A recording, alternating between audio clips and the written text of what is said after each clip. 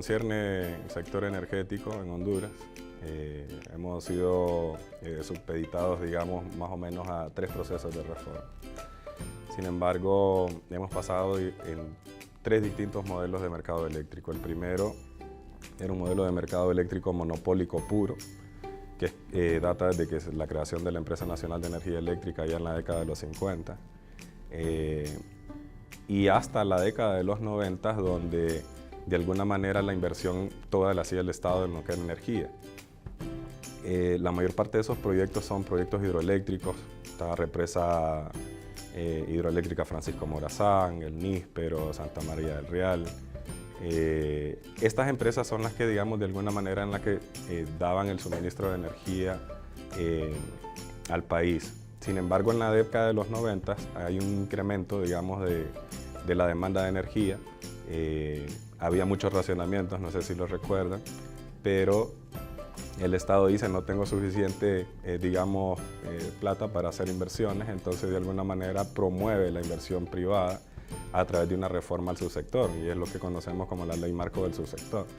Esa Ley Marco al final lo que pretendía era promover competencias en los niveles de generación, en transmisión, distribución de la energía eléctrica. Sin embargo, esa reforma fracasa y solo se crea competencia a nivel, digamos, de generación.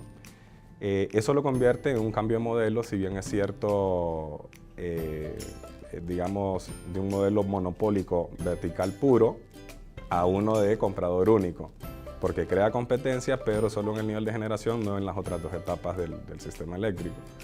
Entonces, digamos, pasaron los años, no se llegó a buen término crear competencia a nivel de transmisión y distribución, y lo que se hizo fue, dado la volatilidad de precios del mercado, del búnker en el mercado internacional, sufrimos en 2004, si ustedes recuerdan, 2005, 2006, los altos precios de los combustibles. El problema más grande que tiene Honduras hoy, me parece que es la intermitencia que tiene la generación de energía con fuentes renovables, principalmente fotovoltaico. Es un problema que, digamos, operativamente se le ha sabido, digamos, buscar solución, pero no ha sido la más económica, ¿verdad? Entonces, creo que el no haber hecho una planificación del sistema eléctrico para saber cómo íbamos a expandir nuestras redes eléctricas, cómo iba a ser el plan indicativo de expansión de la generación y con ello darle reforzamiento a la red de transporte, nos ha llevado a cometer errores, digamos, en el transcurso de los años. Esa falta de planificación provoca, digamos, al final, recuerde que una mala decisión en el sector electricidad repercute sobre todos los hondureños, porque el sector electricidad prácticamente marca el desarrollo del país. Entonces, si usted toma una mala decisión, influye negativamente en los usuarios. Si usted toma una buena decisión, impacta directamente en el usuario de forma positiva. Entonces yo diría que el mayor problema que tenemos es la falta de planificación, porque hoy podemos decir que no importa qué cantidad de fotovoltaicos se instaló en el país, qué cantidad de eólico, si hubiésemos planificado bien la entrada integral de este tipo de tecnologías, nosotros no tuviéramos los problemas operativos que tenemos en este momento. Pero principalmente creo que es un tema de planificación, y en tanto, digamos, para solucionar ese problema, creo que ya en lo que concierne a la Comisión Reguladora de Energía Eléctrica está en proceso de formulación de 2 normas técnicas, en este caso la norma técnica para elaborar el plan indicativo de expansión de la generación y el plan de expansión de la red de transporte, para poder evitar que a futuro a un gobierno se le ocurra por X o Y razón decir vamos a instalar tanta cantidad de nuevas tecnologías sin responder al plan de expansión de la red de transporte o al plan indicativo de generación, que de corto plazo son 2 años y de largo plazo, como manda la normativa técnica, cuando sea publicada va a ser no menos de 10 años, ¿verdad? Entonces, lo que no esté en ese horizonte de tiempo, entonces evidentemente no podrá quedar a discreción, digamos, de una decisión política, principalmente eso.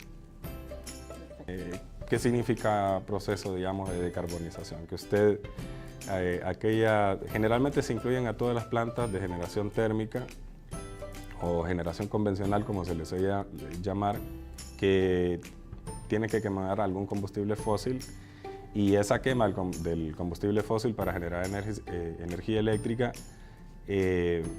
provoca, digamos, emisión de gases de efecto invernadero, ácido nítrico, dióxido de carbono. Hemos tratado, digamos, de ir cambiando la matriz de generación, de dejar de ser térmico dependiente hacia renovable. En eso, digamos, que es un buen punto.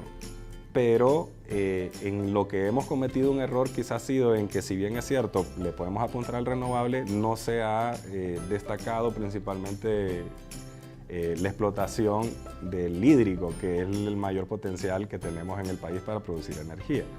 Es decir, si bien hay suficiente capacidad para producir energía con eólico y con fotovoltaico, creo que se le debió haber dado prioridad al hidráulico, a pesar de que tiene un impacto mayor, digamos, en las zonas donde existe el recurso. Pero sí se puede dar como un logro, digamos, el cambio en la matriz de generación,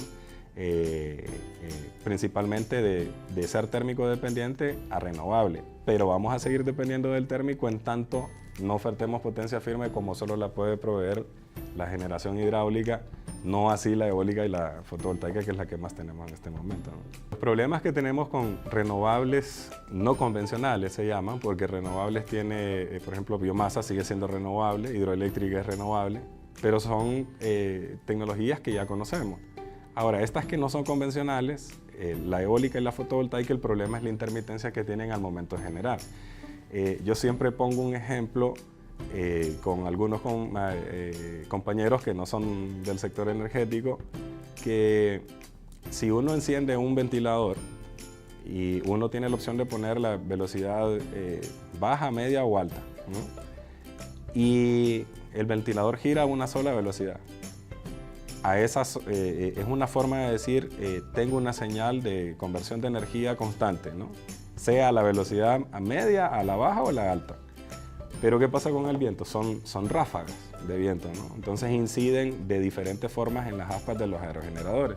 Entonces eso provoca esas corrientes de aire que chocan sobre el aspa, que inciden sobre el aspa, provoca que suba digamos que genere un poco más en algún momento, que genere menos, que genere más, que genere menos, y ahí va haciendo esas variaciones, ¿no? Esas variaciones provocan un detrimento en la calidad del suministro de energía, porque todos los aparatos suelen operar, digamos, a un nivel de energía que uno espera que la frecuencia es constante, y estas variaciones hacen que la frecuencia del sistema se desvíe. Lo mismo ocurre con el fotovoltaico, pero a diferencia del eólico, que su problema es la incidencia del viento sobre el aspa, o sobre el aerogenerador más bien, es la radiación difusa, que el problema es que usted puede tener una buena calidad del recurso, en este caso irradiación. Esa irradiación tiene entre el módulo y el haz una nube, eso se convierte en radiación difusa y usted no puede captar completamente, digamos, la energía que proviene del sol. Entonces, somos un país que si bien tiene recursos, pero hay mucha nubosidad, ¿verdad? Entonces, usted puede instalar lo que usted quiera de módulos fotovoltaicos, pero si hay mucha nubosidad, posiblemente la generación va a ser casi cero, va a ser mínima. Por eso es que yo siempre le pongo el ejemplo de que si hubiésemos de invertir, debería ser más en hidráulico, que es el mayor potencial que tiene el país, ¿no? Pero principalmente es la intermitencia en la generación, y esas intermitencias provocan detrimento en la calidad de la frecuencia del sistema. Honduras, después de Chile en América Latina, es el país que más invirtió en generación renovable de tipo fotovoltaica. Chile tiene alrededor de 1 gigawatt de capacidad instalada en fotovoltaico. Honduras ese año hizo una licitación y creo que supera los 600 megawatts de potencia instalada en fotovoltaico. Los países que son productores de módulos fotovoltaicos generalmente tienen un convenio con la empresa que compra los módulos de llevar datos de monitoreo sobre la operación de la planta. ¿Por qué? Porque generalmente quien produce el panel necesita saber cómo se va comportando el módulo o panel, como le llaman, para saber cómo mejorarlo. Y yo les decía, en algún momento estaba algo en contra porque fue mucha capacidad instalada la que se compró, digamos, o la que se instaló en el país, pero no le estamos aprovechando para hacer investigación. Hace unas semanas tuve la oportunidad de poder conversar con el ex director de la Comisión Federal de Energía de Estados Unidos, que es Norman Bay, y él decía, le llama la atención cómo Honduras ha invertido en generación fotovoltaica de gran escala y que todavía no presentan los problemas en su red eléctrica como se esperaba, que superando un 20% los tuviera cualquier red eléctrica en el mundo. Entonces, siento que hay mucho por hacer a nivel tecnológico, mucha innovación, pero que el Estado no lo está aprovechando porque no hacen investigación en este tipo de plantas. O sea, la empresa privada o las empresas de generación que son privadas tienen esa información, pero no tienen una vinculación con la academia para poder hacer mejoras en la red y ver cómo mejoramos la operación del sistema eléctrico nacional. Pero sí lo está teniendo quien fue el proveedor de esos módulos, ¿no? Porque ellos sí están teniendo retroalimentación de cómo opera el módulo, cómo va variando en el transcurso de los años, y ellos sí están mejorando su tecnología.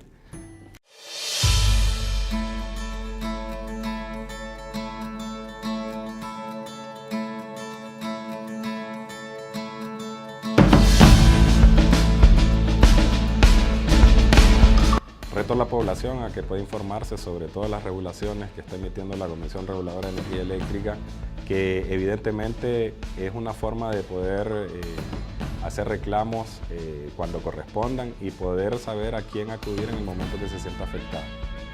Al gobierno a que se apegue a las regulaciones y que independientemente hay un cambio de gobierno cada 4 años, que siga respetando los planes de expansión de la red de transporte, los planes indicativos de generación y toda la regulación que concierne al sector electricidad.